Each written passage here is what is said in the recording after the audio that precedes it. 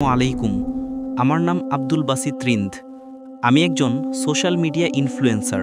আমার বিভিন্ন প্ল্যাটফর্মে মিলিয়ন মিলিয়ন ফলোয়ার আছে সোশ্যাল মিডিয়া প্ল্যাটফর্মে। আমার প্রশ্ন হলো যে আমি এক মুসলিম পরিবারে জন্মেছি। আমার বাবা মা মুসলমান ছিলেন। আমি এক নিষ্পাপ শিশু। আমি তো কিছুই জানতাম না।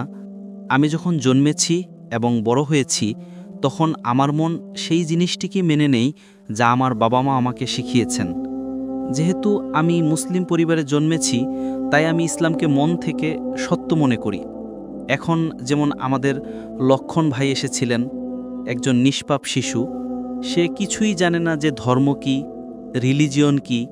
আর সে যদি খ্রিস্টান পরিবারে জন্মায় বা হিন্দু পরিবারে জন্মায় তো সে সেই জিনিসটাকেই ফলো করে, সেই জিনিসটাকেই তার মন মেনে নেয় যা তার বাবা মা তাকে শিখিয়েছেন এবং তার মনে ঢুকিয়েছেন। তো সে যদি খুব ভালো একজন মানুষ হয়, সে খুব ভালো একজন মানুষ, সে মানুষের সাহায্যও করে, খেয়ালও রাখে, খুব ভালো মানুষ। কিন্তু যদি সে এই অবস্থায় মারা যায় তাহলে কি সে জাহান্নামে যাবে না জান্নাতে যাবে? যদি জাহান্নামে যায় তো এটা কি ন্যায় না অন্যায়? ভাই সাহেব, আপনার নাম কি বলেছিলেন? আব্দুল বাসিত রিন্দ। আব্দুল বাসিত। বাসিত রিন্দ। রিন্দ। রিন্দ একটি বেলুচি জাতি। রিন্দ। জি, রিন্দ। আব্দুল কাদির ইসলাম আব্দুল বাসিত। শেখ আব্দুল বাসিত ভালো কারি ছিলেন মাশাআল্লাহ। ভাই আব্দুল বাসিত খুব ভালো প্রশ্ন করেছেন। বলেছেন আমি মুসলিম পরিবারে জন্মেছি, আমার বাবা মা মুসলমান ছিলেন। আলহামদুলিল্লাহ আছেন না, আপনি ছিলেন বলেছেন কিন্তু ভুল হয়ে গেছে। মুসলমান আছেন, যা তারা শিখিয়েছেন আমি কবুল করেছি। আমার লক্ষণ ভাই হিন্দু ছিলেন, হিন্দু হয়ে গেছেন। আব্দুল বাসিত বলেছেন যা আমার বাবা মা বলেছেন আমি মেনে নিয়েছি। আব্দুল বাসিত সাহেব, যদি আপনার বাবা মা আজ বলেন 2 আর 2 5, আপনি মানবেন? মানব না। তো এই বলা যে যা বাবা মা বলেছেন আমি মেনে নিয়েছি সঠিক নয়। যখন আপনি শিশু ছিলেন তখন হয়তো মেনে নিতেন, ঠিক 2 বছর বয়সে মা বললেন 2 আর 2 5, তখন আপনি হ্যাঁ বলবেন, ঠিক কিনা? আজ বললে কি আপনি মানবেন? মানব না। Very good. তো ইসলামের এই কথা আল্লাহ রাসূল সাল্লাল্লাহু আলাইহি ওয়াসাল্লাম বলেন যে যতক্ষণ শিশু প্রাপ্তবয়স্ক না হয় ততক্ষণ তাদের উপর কলম লেখা হয় না, অর্থাৎ সে নিষ্পাপ। যদি লক্ষণ যে এখন প্রাপ্তবয়স্ক 25 বছর, 30 বছর, 35 বছর, জানি না, এখান থেকে দূরে দেখা যাচ্ছিল না, কিন্তু প্রাপ্তবয়স্ক তো, তাই না?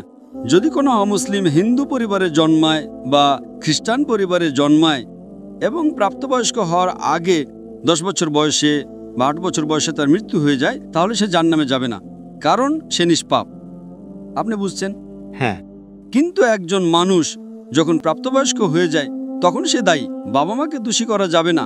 আজকের তারিখে আমি আপনাকে জিজ্ঞেস করেছি আপনার বাবা মা বলবেন 2 আর 2 5, আপনি মানবেন? আপনি বলেছেন না। তার মানে আজ আপনার বাবা আপনার মাতা যদি কোনো ভুল কথা বলেন, আপনার জ্ঞান বুদ্ধি এসেছে, আপনি কিছু কিছু ক্ষেত্রে ভুল জিনিসটা মেনে নেবেন, কিন্তু বেশিরভাগ ভুল জিনিসটাই মানবেন না। আপনি আপনার বাবা মাকে ভালোবাসেন, বাবা মাকে ভালোবাসেন, তার মানে এই না যে আপনি তাদের বিরুদ্ধে। কিন্তু এখন আপনি প্রাপ্তবয়স্ক হয়ে গেছেন, বুঝলেন তো? এই বলা যে কারণ বাবা মা, কোরআনের আয়াত এটা যে কাফের, এটা বলতে পারবে না যে তাদের বাবা মা কাফির ছিলেন, এটা যথেষ্ট নয়। কোরআনের আয়াত এটা। তো তার মানে যদি শৈশবে কোনো শিশুর ইন্তেকাল হয়ে যায়, সে মুসলিম পরিবার থেকে হোক বা অমুসলিম পরিবার থেকেও, যদি প্রাপ্তবয়স্ক না হয় তো কলম তাদের উপর চলে না, তারা জাহান্নামে যাবে না। কাফের একবার প্রাপ্তবয়স্ক হয়ে গেলে তাদের জ্ঞান হয়ে যায়, তারপরে। এই জন্য আল্লাহ রাসূল সাল্লাল্লাহু আলাইহি ওয়াসাল্লাম বলেন যে প্রত্যেকটি শিশু দ্বীনের ফিতরতে জন্মায়। তারপর তার বাবা মা তাকে মূর্তি পূজা শেখায়, তাকে আগুন পূজা করতে শেখায় এবং সে মূর্তি পূজা করতে শুরু করে। শিশু হলে ক্ষমা হয়ে যাবে, প্রাপ্তবয়স্ক হয়ে গেলে তার জ্ঞান এসে যায়, তো সে দায়ী। তো যদি একজন মানুষ প্রাপ্তবয়স্ক হয়ে যায় 25 বছর 30 বছর বয়সে, শিরক করে এবং তার ইন্তেকাল হয়, তো সে দায়ী। আপনি আমাকে কথা বলার জন্য জিজ্ঞেস করেছেন যে আপনি মনে করেন শুধু মুসলমান হয়ে জন্মালেই জান্নাতে যাবে। ইসলামে জান্নাতে যাওয়ার জন্য 4টি জিনিসের প্রয়োজন। আমি বলেছিলাম ঈমান, আমালে সালেহাত, ঈমান, রাইচিয়াস ডিড, ওয়া তাওয়াসাউ বিল হক। হকের দিকে ডাকো এবং সবরের দিকে ডাকো। 4টি জিনিসের প্রয়োজন। আপনি খুব ভালো মানুষ হবেন, নামাজ পড়বেন 5 ওয়াক্ত, হজে যাবেন, রোজা রাখবেন, কিন্তু যদি আপনি দাওয়াত না দেন তো আপনি সাধারণত জান্নাতে যাবেন না, আল্লাহ সুবহানাহু ওয়া তাআলা আপনাকে মাফ করতে চান এবং জান্নাতে দিতে চাইলে সেটা আল্লাহর ইচ্ছা, তিনি দিতে পারেন, কিন্তু সাধারণত আপনি জান্নাতে যাবেন না। একইভাবে অনেক অমুসলিম মুসলমান হচ্ছে লাখো লাখো সংখ্যায়, আপনি বুঝছেন তো, লাখো লাখো সংখ্যায় অমুসলিম ইসলাম কবুল করছে, তারা জান্নাতে যাবে কিনা? হ্যাঁ, যাবে কিনা? অবশ্যই যাবে। আর একজন মানুষ আজ যদি ইসলাম কবুল করে, আল্লাহ রাসূল সাল্লাল্লাহু আলাইহি সাল্লাম বলেন তার সব গুনাহ মাফ। আমার চেয়ে আপনার চেয়ে ভালো হবে, তাই না? আমরা যতই ভালো হই ছোটখাটো গুনাহ তো করি, তো এই বলা তো এটা আল্লাহ সুবহানাহু ওয়া তাআলার হিকমত। like Rafiddin. আমাদের দিনে কোনো জোরজবস্তি নেই। আপনি বলবেন না, কিন্তু চান্স আছে যে সে অমুসলিম হয়তো জন্মেছে, তো ইসলাম করার চান্স কম। একদম সঠিক, কম। মুসলমান হওয়ার পরেও আজকের অবস্থা দেখে কি মনে হয় যে আমরা জান্নাতে যাব?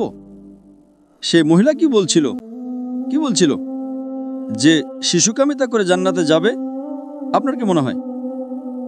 সেটা তো আমাদের ইসলামিক শিক্ষায় নেই, একদমই না। কিন্তু জান্নাতে যাবে কি? সে মুসলমান যদি নিজেকে মুসলমান বলে আর পেডোফিলিয়া করে, জান্নাতে যাবে? একদম না।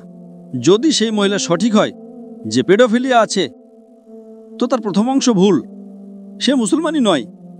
হ্যাঁ, নাম হবে, কালিমা পড়বে, কিন্তু এটা বলা যায় আমরা দিনই এটা ভুল। যদি সে ক্ষমা প্রার্থনা করে, আল্লাহ তাকে মাফ করতে পারেন যে কোনো গুনাহ, কিন্তু এটা বলা যায় ইসলামিক নামের মুসলমান হবে বা অনুশীলনকারী মুসলমান হবে। তো আমাদের ভুল বোঝাবুঝি আছে যে মুসলমান পরিবারে জন্মালো তো জান্নাতের টিকিট পেয়ে গেল, এটা আমাদের ভুল বোঝাবুঝি। আমি নিজেও জিহাদ করছি, আমিও জানি না আমার জান্নাতের টিকিট আছে কিনা, এজন্য আমি মেহনত করি, রাত জাগি, দোয়া করে আল্লাহ তাআলা কবুল করুন। আল্লাহ রাসূল সাল্লাল্লাহু আলাইহি সাল্লাম প্রতিদিন 70 বার ইস্তেগফার করতেন। কতবার? 70 বার। আল্লাহ রাসূল পৃথিবীর সবচেয়ে সেরা মানুষ, সবচেয়ে বেশি মুসলমান 70 বার ইস্তেগফার করতেন। বলতেন যে আমার রব যে আমাকে এত নিয়ামত দেয়, আমি যা কিছু করি মাফ করে, আমি যদি ইস্তেগফার না করি তো কে করবে? তো এটা আজকের আমাদের সমাজে ভুল বোঝাবুঝি আছে যে আমরা মুসলমান তো ব্যাস জান্নাতের টিকিট পেয়ে গেলাম। আমরা দোয়া করি আল্লাহ তাআলা আমাদের মাফ করুন। তো আল্লাহ সুবহানাহু ওয়া তাআলা যদি কোনো অমুসলিম জন্মায় এবং প্রাপ্তবয়স্ক হওয়ার আগে মারা যায়, তো সে জাহান্নামে যাবে না। প্রাপ্তবয়স্ক হওয়ার পর তার ভুল আছে, সে দায়ী। যেভাবে আপনি বলেন 2 আর 2 5 আমি মানব না, তো সে কেন মানবে যে মূর্তি পূজা ভুল? আপনি বুঝছেন? কারণ আল্লাহ সুবহানাহু ওয়া তাআলা আমাদের সৃষ্টিকর্তা, আমাদের মালিক, তিনি এত নিয়ামত দিয়েছেন আমাদের, আমরা তার শুকরিয়া আদায় করতে পারি না। গণিতে ভুল করা কি একটু গুনাহ? যদি কোনো মুসলমান 2 আর 2 5 বলে জান্নাতে যাবে, আপনি বলবেন ভাই জ্ঞান নেই, গণিতে দুর্বল, ঠিক কিনা? আপনি তো তাকে মারতে পারবেন না, তাই না? পারবেন না। তো কে বড় গুনাহগার, 2 আর 2 5 বলা লোক নাকি যে মূর্তি পূজা করে? মূর্তি পূজা অবশ্যই। আল্লাহ আমাদের এত নিয়ামত দিয়েছেন, তাই না? আমরা আল্লাহর শুকরিয়া আদায় করি। কত লোক শুকরিয়া আদায় করে যে আল্লাহ আমাদের এত ভালো ঘর দিয়েছেন, এত ভালো পোশাক দিয়েছেন, এত ভালো গাড়ি দিয়েছেন, খাবার দিয়েছেন। আমরা কতবার শুকরিয়া আদায় করি পানি পান করার জন্য। যদি কিছুদিনের জন্য 2-3 সপ্তাহের জন্য পানি না পাই মারা যাব, কতবার শুকরিয়া আদায় করি? আমি জিজ্ঞেস করতে চাই, এই বিশাল মজমা থেকে কত লোক আল্লাহর শুকরিয়া আদায় করেছে যে তিনি আমাদের শ্বাস অক্সিজেন দিচ্ছেন? কত লোক আল্লাহর শুকরিয়া আদায় করেছে? হাত উপরে করো। শ্বাস প্রশ্বাসের জন্য, পানির জন্য নয়। যে আল্লাহ তাআলা আমাদের বাতাস দিচ্ছেন যাতে আমরা বাঁচতে পারি, আধা ঘন্টার জন্য আমরা বাতাস না পেলে মারা যাব। কত লোক আল্লাহর শুকরিয়া আদায় করেছে শ্বাস প্রশ্বাসের জন্য? 4-5%। মাশাআল্লাহ, আপনি হয়তো আমার লেকচার শুনেছেন। আপনি লেকচার শুনেছিলেন জীবনের উদ্দেশ্য কি? কত লোক আমার লেকচার শুনেছে আজকের আগে? জীবনের উদ্দেশ্য কি? হাত উপরে করো। মাশাআল্লাহ, তার চেয়ে বেশি সংখ্যা। মানে আপনি যদি লেকচার শুনে থাকেন, তো লেকচার আমি এটাই বলি, এখানে একটু সময়ের অভাব ছিল, তাই লেকচারের পর আমি বলছি আমি যে শ্বাস নেই তার তো শুকরিয়া আদায় করা উচিত। তো আমরা কত অকৃতজ্ঞ।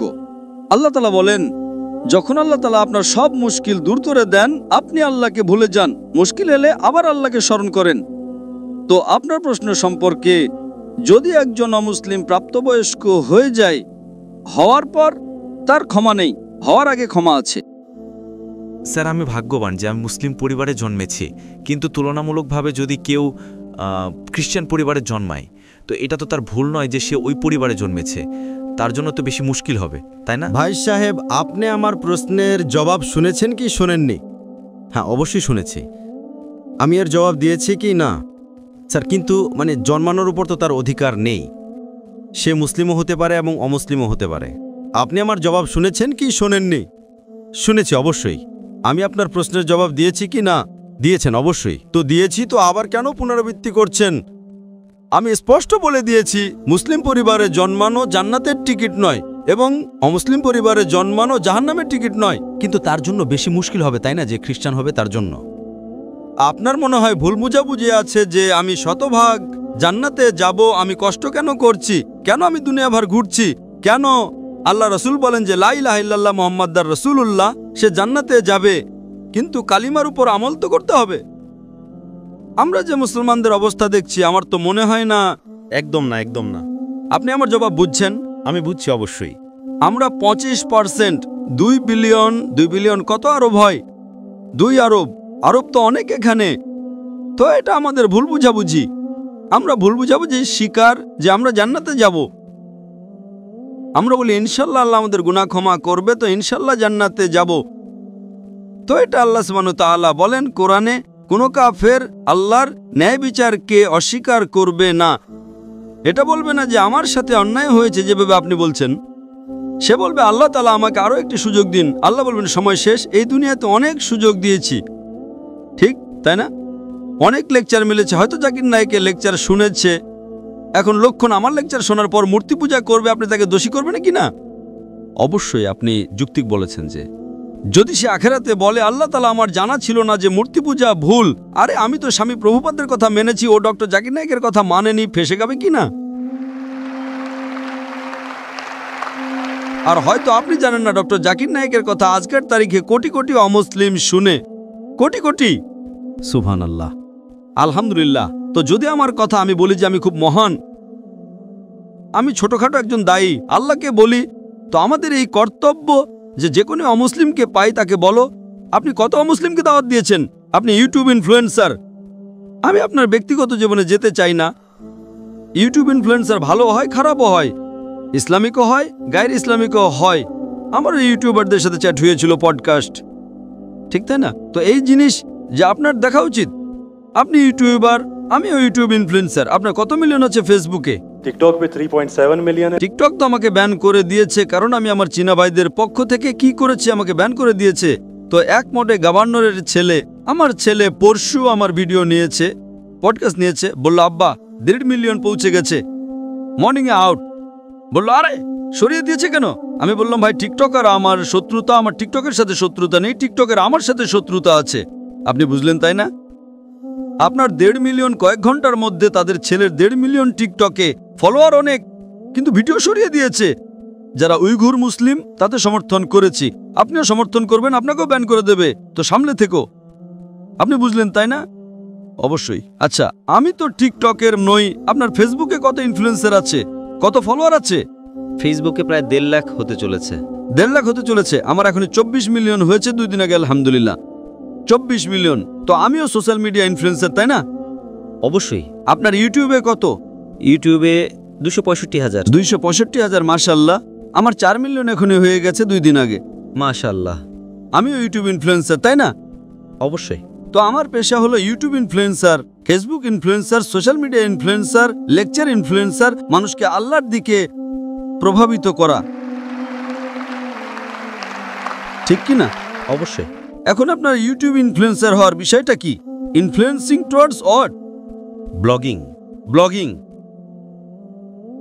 কিন্তু ব্লগিংয়ের মাঝে চেষ্টা করি যে জ্ঞান কখনো অর্জন করি আপনার ভিডিও থেকে, ডক্টর ইসরা সাহেবের ভিডিও থেকে চেষ্টা করি কিছু, মাশাআল্লাহ। কিন্তু সাইড তো ব্লগিংই, তাই না? অবশ্যই। আমি আমার মেডিকেল পেশা ছেড়ে দিয়েছি। তো এটাই তো, যদি আপনি ইনফ্লুয়েন্স করবেন ব্লগিংয়ের দিকে, তার চেয়ে ভালো আল্লাহর দিকে। আপনার ফলোয়ার্স যদি অর্ধেকও হয়ে যায়, 10%ও, আমার আপনার কাছে অনুরোধ, আমার আপনার কাছে আবেদন যে আপনি ইসলামিক ইউটিউব ইনফ্লুয়েন্সার হন।